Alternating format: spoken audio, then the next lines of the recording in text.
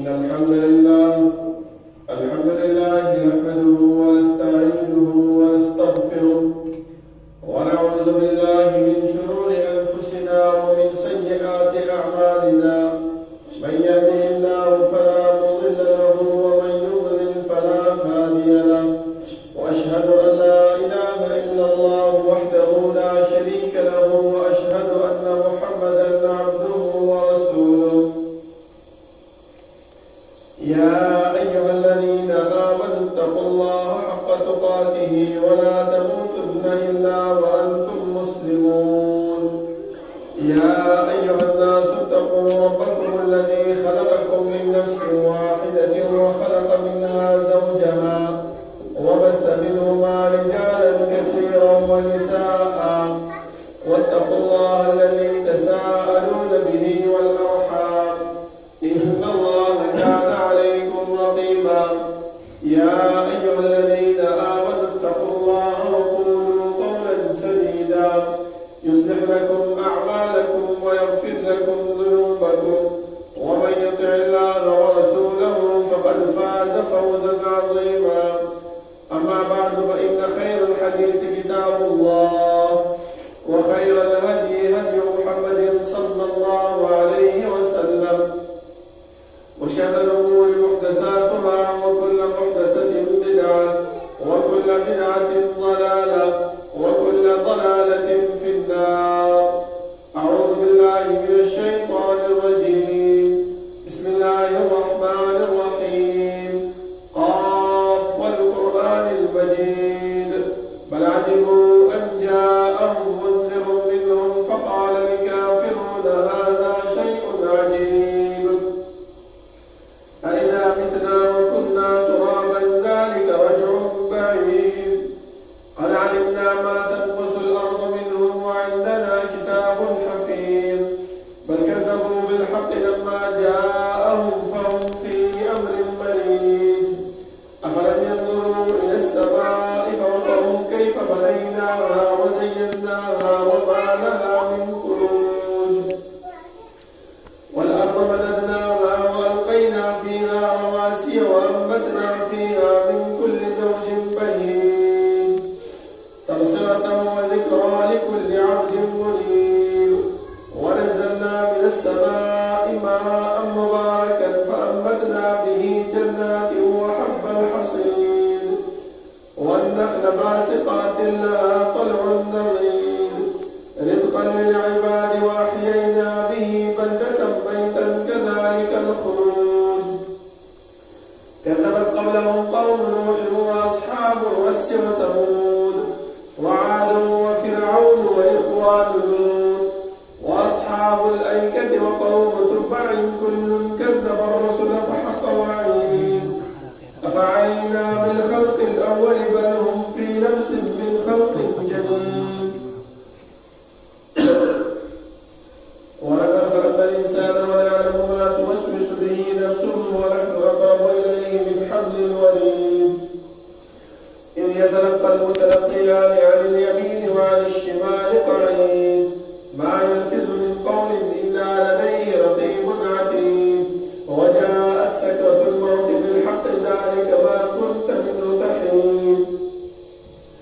ونفخ في الصور ذلك يوم الوعيد وجاءت كل نفس معها سائق وشهيد لقد كنت في غفلة من هذا فكشفنا عنك غطاءك فبصرك اليوم حديد وقال قرينه هذا ما لدي عتيد ألقيا في جهنم كل كفار عنيد مناع للخير معتد مريب الذي جعل مع الله إلها آخر فألقياه في العذاب الشديد قال قرينه ربنا ما أطغيته ولكن كان في ضلال بعيد قال لا تختصموا لدي وقد قدمت إليكم بالوعيد ما يبدل القول لدي وما أنا بظلام للعبيد يوم نقول لجهنم هل امتلأت وتقول هل من مزيد وأزلفت الجنة للمتقين غير بعيد هذا ما توعدون لكل أواب حفيظ من خشي الرحمن بالغيب وجاء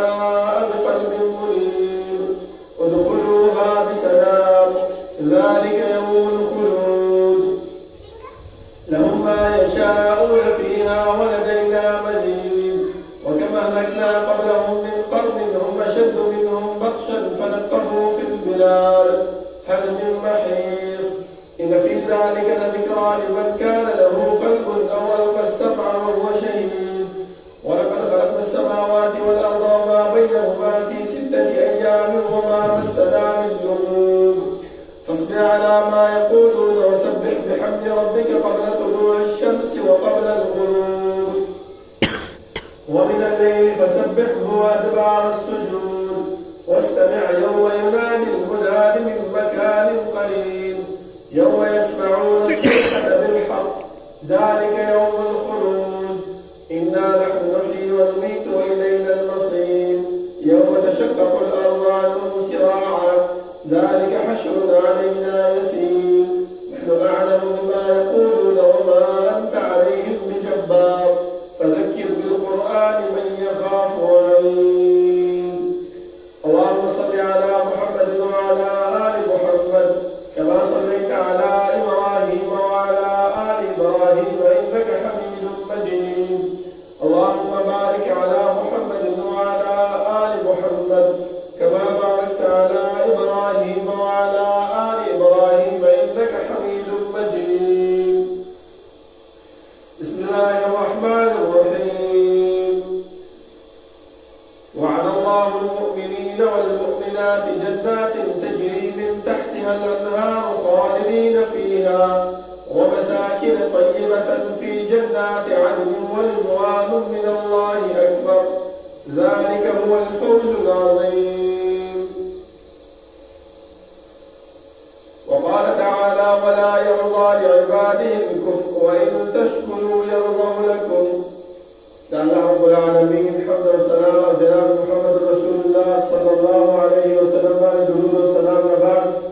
زمان معزز محترم الله رب العالمین چې موږ پیدا کړیو زموږ د پیدایش مقصد هغه محمد بیکاره او عبث نه و بلکې رب العالمین چې کوم مقصد دپاره موږ دنیا ته رالیږلي یو هغه مقصد الله رب العالمین موږ ته د آدم علیه السلام نه نیولی تر جناب محمد رسول الله صلی الله علیه وسلم پورې څومره انبیا چې راغلي ټول په خوله باندې موږ ته من او عن هغه عبادت او هغه بندگی او هغه د دنیا کې د پیدا کېدو مقصد هغه موږ ته بیان کړی دی زما محترمو موږ چې د دنیا کې ژوند تېرو موږ چې په دې دنیا کې وخت تېرو نو دا وخت زموږ الله رب العالمین لیکي راپسې دا وخت زموږ ریکارډ کېږي موږ پسې دا وخت زموږ چې دی نو موږ نه به د دې په باره کې حساب و کتاب کېږي چې انسانه تا په دې دنیا کې دومره وخت تېر کړی 50 کاله 80 کاله په دې 50 کاله 80 کاله کې تا څه شی کړی دی کوم عمل دې کړی دی کوم کار دې کړی دی د هغې ما ته حساب و کتاب راکړه زموږ د دنیا دا ماحول دی چې کله موږ په غلط کار کې ګیر شو نو سمدستي د هغې نه منکر کېږو چې یاره ما دا کار نه دی کړی لکه د مشرک په باره کې الله رب العالمین فرمایي چې کله د مشرک نه تپوس وشي نو هغه به سمدستي دا وایي چې والله ربنا ما كنا مشرکین په الله مې قسم دی چې موږ په دنیا کې هېڅ قسم د شرک نه دی کړی الله رب العالمین به کرام الکاتبین چې کوم موږ سره مقرر دي دیو ته به وایي چې راشه د دې عملنامه مخې ته ورته کښېنوه نو دا به بیا زموږ یوه ګناه یوه خبره چې کوم د خولې نه ویستي دي کوم کارونه چې موږ کړي دي دا ټول به الله رب العالمین زموږ مخې ته کښېږدي هلته به بیا صرف موږ یو ارمان کوو چې ما لهذا الکتاب لا یغادر صغیرة ولا کبیرة الا احصاها ما ته څه چل شوی دی چې دې کتاب نه زما وړه ګناه پرېښې ده نه یې غټه ګناه پرېښې ده مګر ټوله یې حسابه کړې ده زما محترمو چې کله الله رب العالمین زموږ اعمال زموږ اقوال زموږ افعال د دې په باره کې موږ نه حساب کوي نو بیا ولې موږ چې دی نو داسې کارونه وکړو چې په هغې باندې رب العالمین موږ نه راضي موږ ولې داسې کارونه وکړو چې زموږ جنګ په هغې باندې موږ ته سخت کېږي ولې موږ داسې کارونه وکړو چې په هغې باندې زموږ ژوند موږ ته دا اجازه نه راکوي چې موږ چا سره ښه معامله وکړو ښه وخت تېر کړو ښه خبره چا سره وکړو پکار دا دی زما محترمو الله رب العالمین چې موږ ته جناب محمد رسول الله صلی الله علیه وسلم رالیږلی دی هغه د دې دپاره یې رالیږلی دی چې موږ داسې کارونه وکړو په دې دنیا کې چې په هغې باندې رضا شي او سبا موږ الله رب العالمین موږ ته ورشو او الله موږ ته پوښتنه کوي چې انسان دا کار وکړو ولې چا ته ویلو کوم ځای کې لیکل شوی نو موږ ورته وایو چې الله تا پیغمبر راغلی هغه ته وینا کړو تا قرآن کریم را لیکلی هغه قرآن کې الله تا موږ ته ویلو چې دا کار داسې وکړي او دا کار داسې وکړي اوس که یو کار موږ د ځان نه وکړو په هغې باندې د الله حکم کړی د پیغمبر حکم کړی د نور نه څه کارونه وي چې هغه زموږ د نجات او زموږ د کامیابۍ ذریعه ګرځي نو په هغې باندې زما محترمه موږ نه خلاصېږو ولې پکار دا دی چې موږ کوم کار کوو اول ځان ته ذهن کې دا واچو چې یاره په دې باندې الله څومره حکم کړی دی او پیغمبر موږ ته څومره حکم کړی دی که چېرته د الله او د پیغمبر حکم موجود وي نو بیا هغه زموږ د کامیابۍ ذریعه ګرځي او که چېرته د پیغمبر او د الله حکم پرې موجود نه وي نو زما محترمو هغه زموږ د کامیابۍ ذریعه هېڅکله نشي ګرځېدلی ځکه الله رب العالمین د رسول الله صلی الله علیه وسلم او د الله رب العالمین اطاعت او بندګي دا دې خبرې ته اچولې ده چې انسان په دې باندې زه تا نه رضا کېږم په دې باندې زه تا نه خوشحالېږم ځکه الله رب العالمین د باندچیانو په باره کې فرمایي چې قالت الاعراب آمنا قل لم تؤمنوا ولكن قولوا اسلمنا ولې مؤمن هغه انسان دی چې هغه د الله او د الله د رسول صلی الله علیه وسلم په لاره باندې په طریقه باندې روان وي ټیک ده تا ایمان راوړی دی ټیک ده تا کلمه ویلې ده ټیک ده ته الله هم منې رسول هم منې لیکن زړه کې دې بیا هم لږ شان دغه شته 19-20 درکې شته کومه خبره چې ستا د زړه وي موافق وي هغه منې کوم چې ستا د زړه خلاف وي هغه نه منې زما محترمو دې باره کې الله رب العالمین ویلي چې دا مؤمن نشي ګرځېدلی هغې نه څه ویلې چې ایمان وال مسلمان یې اسلام دی کلمه دې ویلې مسلمان یې ولې د مؤمن کېدو دپاره الله رب العالمین موږ ته بعضې شرایط ایښي دي هغه شرایط په خپل ځان کې راولو نو هغه به ایمان والا ګرځېږو زما محترمو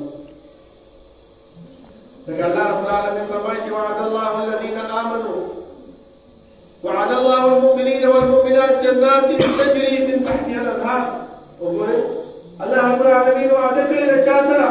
د مؤمنانو سره ورته دا ونه ویلې چې وعد الله المسلمين والمسلمات دې د وجې نه زما محترمو چې مؤمن هغه انسان دی چې د هغه هر یو قدم هر یو عمل هر یو کار هغه د رسول الله صلی الله علیه وسلم په ګذشت شوي مطابق وي که هغې کې لږ شانتیا فاطمه راشي نو هغه بیا د مقبرې صفت د زما محترم وځي ځکه الله رب العالمین بل ځای کې موږ ته فرمایي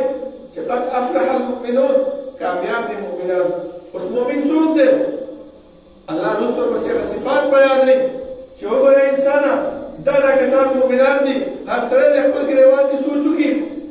آیا دا صفات ما کې موجود دي او که نه دي موجود څه شی دي الذین هم فی صلاتهم خاشعون زموږ لمونځونه څنګه دي خشوع پکې شته که نشته او که نه موږ دلته صرف راشو د خپل د سر نه بوج ښکته کړو لکه چې کله انسان حدیث کې راځي رسول الله صلی الله علیه وسلم فرمایي چې کله انسان مانځه ته ودرېږي الله رب العالمین ملایکو ته فرمایي چې زما د انسان زما د بنده په منځ کې چې څومره پردې دي دا ټول لرې کړي خو چې کله وایي دا انسان په ګډو وډو سر شي سوچونه شروع کړي تاویلې ماویلې په مانځه کې شروع کړي اخوا دېخوا خبرې پکې شروع کړي حسابونه د دوکان او د کور او د قرضونو شروع کړي الله رب العالمین ملایکو ته چې باقي راوغورځوئ دا زما ته دی او دا ګډو وډو سره دی نو الله فرمایي چې مؤمن څوک دی هغه کس دی چې فی صلاتهم خاشعون اوس د موږ لمونځونه وګورئ زما محترمو موږ چې لمونځ ته ودرېږو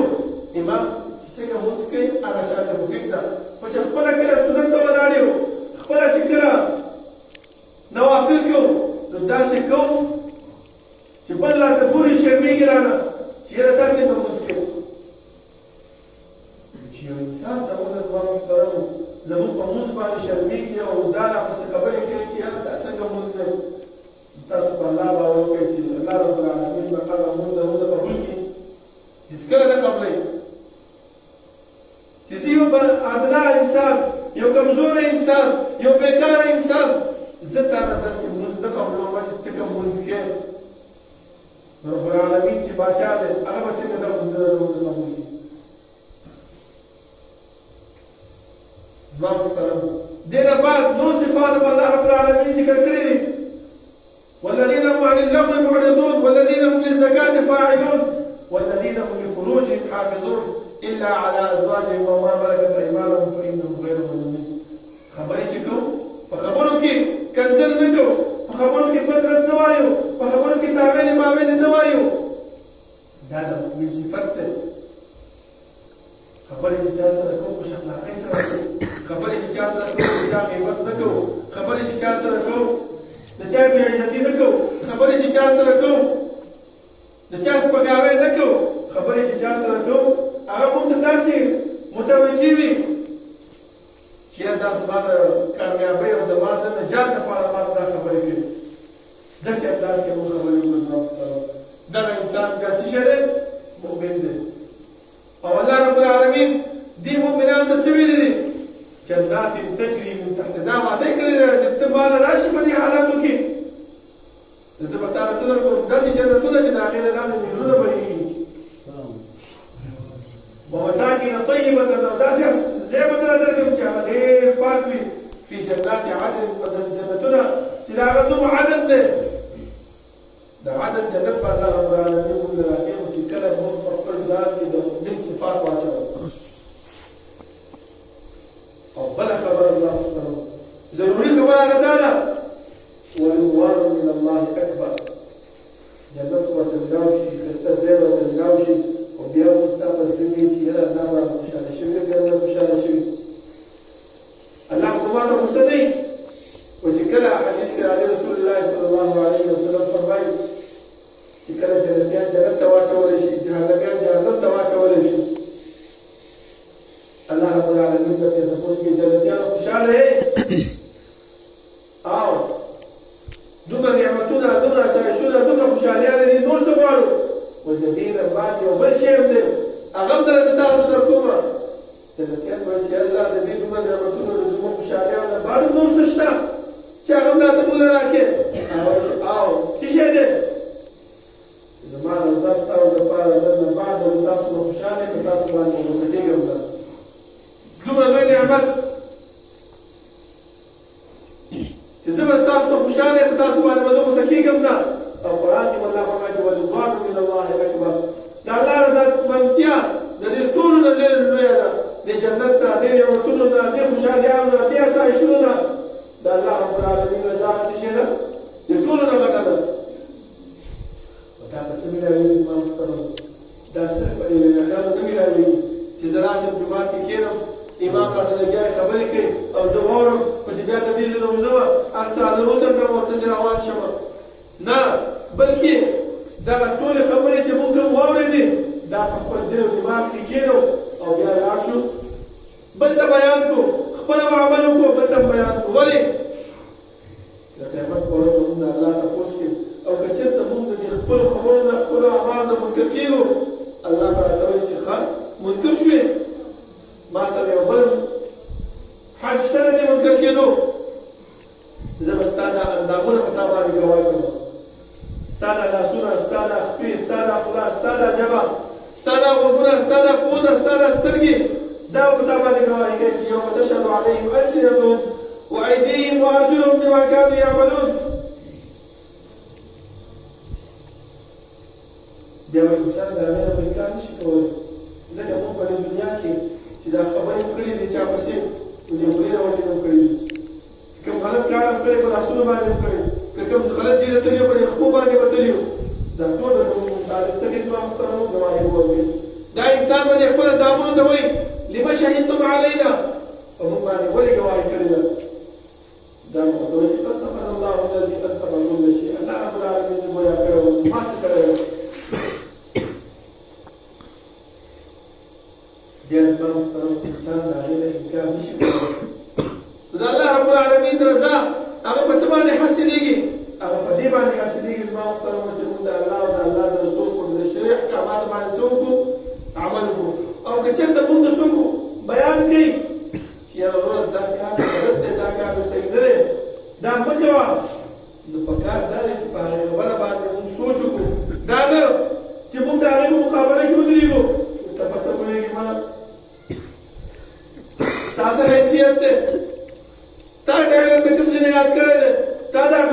دې یاد کړي ما د مفتي نه تپوس کړی ما د پلانې د ټیک ته تا د مفتي نه کړی تا د هر چا نه کړی خو د دې کمزوري عالم خبره هم ته څه کړه واوره بیا لاړ شه احادیث وګوره د قرآن کریم وګوره علما اقوال وګوره صحابه سیرت پې وګوره که چېرته دا ټول خبرې په هغې کې موجود وي نو عمل پې وکړه او که نه وي بس خوش اخلاقۍ سره خوش طبیعتۍ سره هغه پرېږده دا مه کوه چې په هغه وړه خبره باندې خپل منځ کې تفرقې پیدا کړي په هغه وړه خبره باندې خپل منځ کې جنګ جګړې پیدا کړي په هغه وړه خبره باندې خپل د محلي جومات پرېږدي بل جومات ته روان شي په هغه وړه خبره باندې امام سره مشت و ګریبان شي دا زما محترمو علم او دین الله رب العالمین موږ ته رسول الله صلی الله علیه وسلم په جواب باندې رسولی دی هغې په خدای را رسولی دی خو دا زموږ کار دی بعض انسانان دې د فهم یو رنګ اخلي بعض انسان دې فهم بل رنګ اخلي دا د هر انسان خپل دماغ دی خپل سوچ دی لکه تاسو وګورئ څلور امامان دي امام ابو حنیفه رحمة الله تعالی علیه امام مالک رحمة الله تعالی علیه امام شافعی رحمة الله تعالی علیه امام احمد بن حنبل رحمة الله تعالی علیه ټولو ته چې دین ملاو شوی دی او دا یو دین دی خو د هغې نه دې خلکو دې علماو دې ائمو مختلف طریقې راایستې دي چا یو رنګې دا خبره منلې ده چا بل رنګې اوس زه به تاسو یو مثاله بیانوم تاسو ټول ناست یې دا یو سړی چې دی یو رنګې هغه خبره واخلي په ذهن کې دا بل سړی بل رنګې خبره وایي دا بل رنګې واخلي هغه بل رنګې واخلي یعنې دا مطلب نه دی چېره ما دا خبره غلط امام بیانه کړې ده نه بلکې امام به تا ته صحیح خبره بیان کړي ملا به تا ته صحیح خبره بیان کړي خو ستا فهم په غلط اخیستی شوي نن سبا مصیبت دا دی زما محترم نن سبا غم دا خبره ده چې د سوشل میډیا زمانه ده هر سړی دا وایي چې یاره لږ یو دوه خبرې وکړم باید په فیسبوک باندې وکړم په سوشل میډیا باندې وکړم چې زه څه شم مشهور شم خلک ما ته خبرې شروع کړي چې هو دومره لوی مفتي دی دومره لوی عالم دی او که ته ورته بیا خبره کې ستا نه مني بیا ځي د هغې خبره مني او حالانکې هغه ورته چې دی نو داسې خبره بیان کوي چې نه په قرآن کې نه په احادیثو کې وي د داسې کارونو نه د داسې خلکو نه زما محترم اجتناب پکار دی ځان ساتل پکار دي په دې کارونو باندې نه مونږ الله رضا کېږي نه مونږ د پیغمبر صلی الله علیه وسلم ښودلي دي چې په دې کارونو باندې الله رضا کېږي نو چې یو کار باندې مونږ الله نه خوشحالېږي په یو خبره باندې مونږ الله نه خوشحالېږي نو ولې مونږ هغه کار وکړو لکه تاسو وګورئ چې کله انسان وفات شي قبر کې کېښودلی شي خاورې پرې واړولی شي بیا دا وارثۍ څه کوي رسول الله صلی الله علیه وسلم دې ورثو ته بیا دا اختیار ورکړی دی چې تاسو د خپل مړي پسې صدقات کوئ خیرات کوئ د هغې پسې داسې اعمال وکړئ چې هغه باندې هغې ته ثواب ملاوېږي او اجر ورته ملاوېږي لکه رسول الله صلی الله علیه وسلم فرمایي چې انسان په دنیا کې ژوندی عمل کوي خو چې کله مړ شي د مرګ نه بعد هم داسې اعمال شته چې د هغې اجر او ثواب هغه ته څه کېږي رسېږي موږ هغه اعمال پرېښي زما محترم خو لیکن موږ کوم عمل کوو موږ هغه عمل کوو چې په کوم باندې باندې خلک خوشحالېږي الله چې خوشحالېږي به نو خوشحالېږي به هغې سره وروسته ګورو خو موږ هغه عمل کوو چې موږ خلکو پرې خوشحاله شي هغه خلک پرې خبره وکړي چې هو فلاني ځای کې مړی شوی د هغې هغه خپلوانو داسې ډوډۍ ورکړله د هغې هغه خپلوانو داسې کار وکړو داسې کار یې وکړو پکار دا دی چې موږ د خپل مړي پسې یو کوی وکړو د هغې اوبه خلکو ته پرېږدو چې دا د هغې دغه باندې وقف شو قرآن مجید راوړو په جومات کې کښېنو چې خلک د هغې نه تلاوت کوي دې جومات ته یو قالین راوړو دې جومات ته یو جانماز راوړو دې جومات ته یو بمبر نلکه ولګوو دا نیکي کارونه دي چې څومره خلک په دې باندې لمونځ کوي اودس کوي د دې اجر او ثواب به هغې ته ملاوي ټیک ده خیرات صدقات شته خو دا ورځ متعین کول دا په احادیثو د الله محترم هېڅ ځای کې نشته دی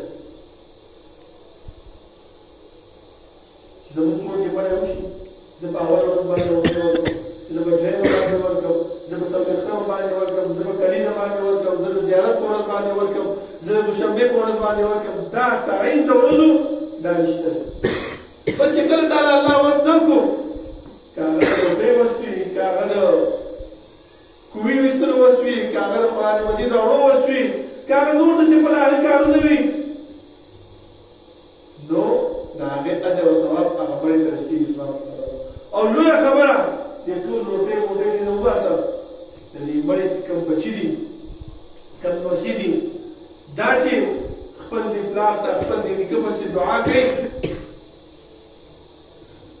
لکه رسول الله صلی الله علیه وسلم فرمایي چې جنت اوچتې اوچتې درجې دي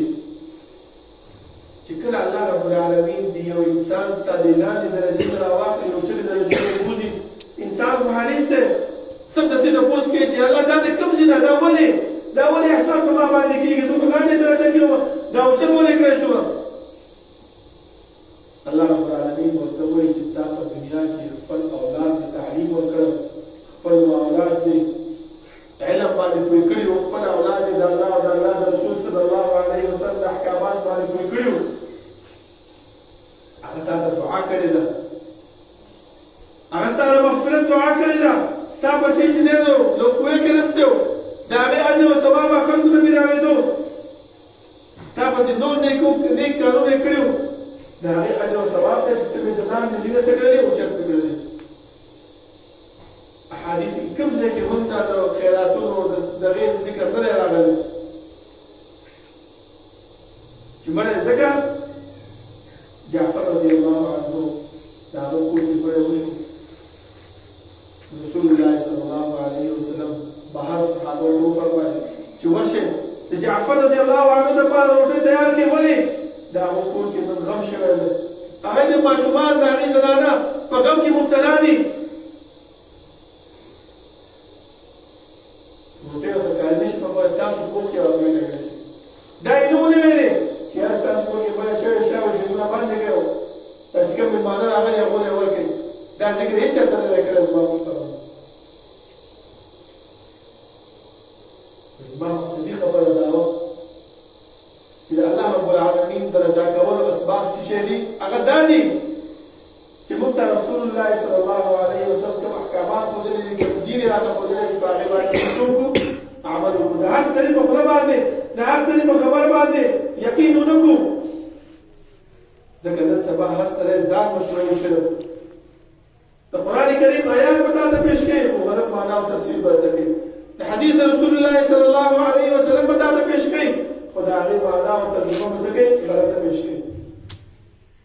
پکار دا دي چې موږ که چېرته د الله رب العالمین رضا او جنت غواړو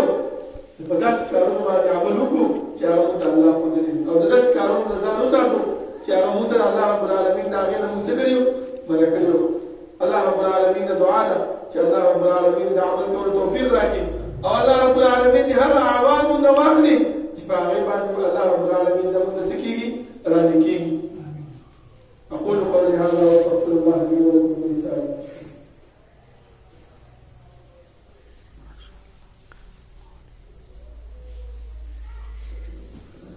إن الحمد لله